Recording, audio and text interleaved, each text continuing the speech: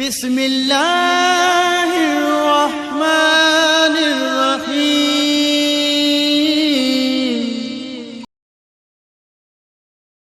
ترکی کا مردال غدار۔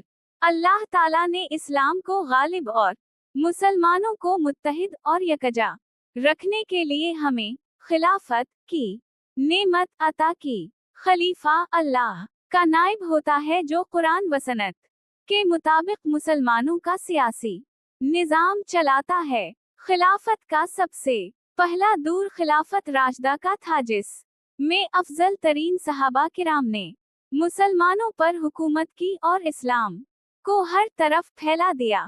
دوسرا دور خلفائے بنو امیہ کا تھا جو تقریباً 90 سال تک رہا۔ اس میں بھی مسلمانوں کو خوب فتوحات ہوئیں۔ محمد بن قاسم، طارق بن زیاد اور قتیبہ بن مسلم جیسے مجاہدوں نے یورپ، چین اور ہندوستان تک اسلام کے جھنڈے گاڑ دیے۔ تیسرا دور عباسی خلفاء کا تھا، ان کا مرکز بغداد تھا۔ عباسی خلفاء نے تقریباً سوا 500 سال تک بڑی آن بان سے حکومت کی اور بڑے بڑے کارنامے انجام دیے۔ مسلمان علوم و فنون کی معراج کو پہنچے۔ عباسیوں کے آخری دور میں مسلمانوں کا سیاسی زوال شروع ہو گیا اور آخر کار تاتاریوں نے اسلامی خلافت کو ختم کر دیا۔ بغیر مسلمان خلافت کے بغیر نہیں رہ سکتے تھے، چنانچہ جلد ہی ترکی میں عثمانی خلافت قائم ہو گئی۔ اس خاندان کے خلفاء نے تقریباً 650 سال تک حکومت کی اور یورپ کے قلب تک مسلمانوں کی حکومت قائم کر دی۔ عثمانی خلفاء ایک ہی وقت فلسطین، شام، ترکی، عراق اور عرب کے حکمران تھے۔ صدیوں سے کفار اسلامی خلافت کو جڑ سے ختم کر دینے کی کوشش کر رہے تھے، مگر مسلمان کبھی بھی اتنے غافل نہ رہے کہ ان کی سازش کامیاب ہو جاتی۔ 20ویں صدی کے آغاز میں جب مسلمان شدید افتراق و انتشار کا شکار تھے، کفار کو یہ موقع مل گیا اور ان کی سازش کامیاب ہو گئی۔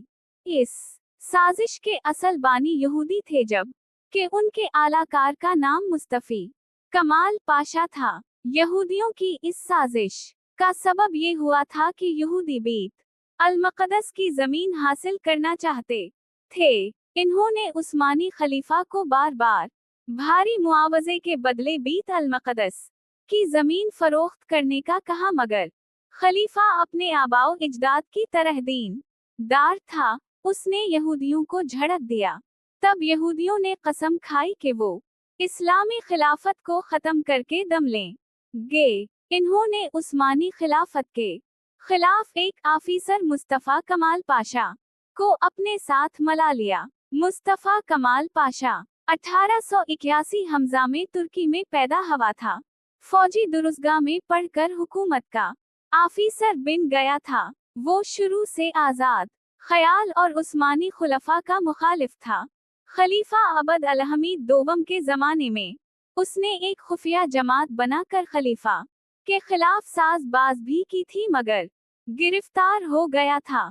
رہا ہو کر اس نے سوچا اب کوئی نیا طریقہ آزمانا چاہیے، چنانچہ وہ فوج میں شامل ہو گیا۔ چونکہ ہوشیار اور تیز ترار تھا، اس لیے کئی کارنامے انجام دے کر فوج کے بڑے افسران کی صف میں پہنچ گیا۔ اس دوران یہودیوں نے اسے عثمانی خلافت کے خلاف باقاعدہ اپنے ساتھ ملا لیا اور اپنی جماعت فری میسن کا ایجنٹ بنا لیا۔ اب ایک بہت بڑا ڈرامہ رچایا گیا۔ اس پر عمل جنگ عظیم اول کے دوران ہوا۔ انگریزوں اور فرانسیسیوں نے ترکی پر حملہ کیا اور ترکی کے دارالحکومت استنبول کو گھیر لیا۔ مصطفی کمال کی ڈیوٹی کہیں اور تھی، مگر اس نے طے شدہ پروگرام کے مطابق استنبول آ کر انگریزوں اور فرانسیسیوں سے شہر کا دفاع شروع کر دیا۔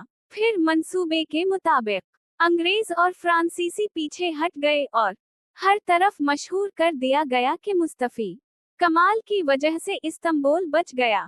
اس کارنامے پر پوری ترک قوم بلکہ پورے عالم اسلام میں مصطفی کمال کو شہرت और नेक नामी मिली। खलीफा ने इसका ओहदा बढ़ाकर उसे फौज का जनरल बना दिया। मुस्तफी कमाल इस दौरान अपनी एक अलग जमात बना चुका था जो खुफिया तौर पर काम कर रही थी। अब मुस्तफा कमाल को इतना इख्तियार भी मिल गया था कि वो यहूदियों के मंसूबे को तकमील तक पहुंचाता। चुनाचे उसने 2 जनवरी 1919 हमजा को एक सियासी जमात के सदर की हैसियत से तुर्की में खिलाफत से अलग एक हुकूमत कायम कर ली और दूसरे मुस्लिम ममालिक पर ये जाहिर किया कि खलीफा मुल्क के इंतजाम की सलाहियत नहीं रखता, इसलिए ऐसा करना पड़ा। दुनिया भर के मुसलमानों ने उसे खामोशी से बर्दाश्त कर लिया और यही समझते रहे कि मुस्तफी कमाल अपने मुल्क का हमदर्द है और उसने शदीद जरूरत के तहत ऐसा किया होगा। अब तुर्की में खलीफा की हुकूमत सिर्फ इस्तांबुल में रह गई थी, बाकी पूरा मुल्क मुस्तफी कमाल के हाथ में था। जब मुस्तफी कमाल की तुर्की पर गिरफ्त मजबूत हो गई तो चंद सालों के बाद इसने इस्तांबुल से खलीफा की बराए नाम हुकूमत भी खत्म कर दी। खलीफा वहीद उद्दीन 4 नवंबर 1922 को दारुल खिलाफा इस्तांबुल छोड़ने पर मजबूर हो गया। यूं अमला खिलाफत खत्म हो गई। ताहम दुनिया को मुतमईन रखने के लिए मुस्तफी कमाल पाशा ने उस्मानी खानदान के एक शहजादे अब्दाल हमीद को खलीफा बनाने का ऐलान कर दिया, मगर अब खिलाफत का मनसब बिल्कुल बराए नाम ही रह गया था। जब इस्लामी दुनिया इस पर भी खामोश रही तो 3 मार्च 1924 को मुस्तफी कमाल ने खिलाफत को बिल्कुल खत्म कर देने का ऐलान करके खलीफा अब्दाल हमीद को भी तख्त से उतार दिया। यूं इस दिन मुसलमान इस्लामी खिलाफत की नेमत उज़्मी से महरूम हो गए और आज तक महरूम हैं। मुस्तफी कमाल अब आज़ाद था। इस बदबख्त ने अब दिल खोल कर इस्लाम से बदला लिया, खलकर अपना कफर जाहिर किया। तुर्की के आइन से मजहब के इस्लाम होने का लफ्ज निकाल दिया। दीनी मदारिस खत्म कर दिए गए। औरतों के पर्दे को जुर्म करार दिया गया। लोगों के लिए मुसलमानों जैसी तुर्की टोपियां पहनना मना कर दिया गया। इस्लामी लिबास ममनू हो गया। हर शख्स पर लाजिम था कि वो अंग्रेजी लिबास पहने। हुक्म था कि लोग घर के बाहर नंगे सर फिरें या अंग्रेजी हिट पहन कर निकलें। फिर इस इस्लाम दुश्मन इंसान ने तुर्की का अरबी रस्म उल खत तब्दील करके रूमी रस्म उल खत लाजमी करार दे दिया। इसके बाइस नई नस्ल के बच्चे कुरान और हदीस और दीनी किताबों से महरूम हो गए। हद तो ये है कि इस जालिम ने नमाज, तिलावत और अजान पर भी पाबंदी लगा दी। कहा कि अगर कोई नमाज पढ़े तो तुर्की जबान में पढ़े, अजान देना चाहे तो तुर्की जबान में दे, तिलावत भी तुर्की जबान में करे, यानी कुरान मजीद का सिर्फ तर्जुमा पढ़े। इस तरह तुर्की में बेदीनी का वो तूफान आया कि 650 साल तक इस्लाम का मरकज रहने वाला ये खित्ता इस्लाम के नुकूश तक से महरूम हो गया और बिल्कुल यूरोपी मुल्कों की तरह बेहया मुआशरे का नक्शा पेश करने लगा। ये था तुर्की की खिलाफत इस्लामिया से यहूदियों का भयानक इंतकाम, जिसके लिए मुस्तफी कमाल पाशा एजेंट बनकर इस्तेमाल हुआ। तुर्की जो कि पहले इराक, शाम, फलस्तीन और अरब तक फैला हुआ था, अब सिमट कर सिर्फ मौजूदा छोटे से तुर्की तक महदूद रह गया। बाकी इलाके अंग्रेजों ने तुर्की से छीन कर छोटे छोटे मुल्कों में तब्दील कर दिए। ये था असल चेहरा मुस्तफा कमाल पाशा का, मगर मगरबी मीडिया ने हमेशा उसे इस्लाम के सबसे बड़े लीडर के तौर पर मशहूर किया। यही वजह है कि आज भी अक्सर मुसलमान इस का नाम बड़े अदब व एहतराम से लेते हैं, उसे मुहसिन कौम समझते हैं।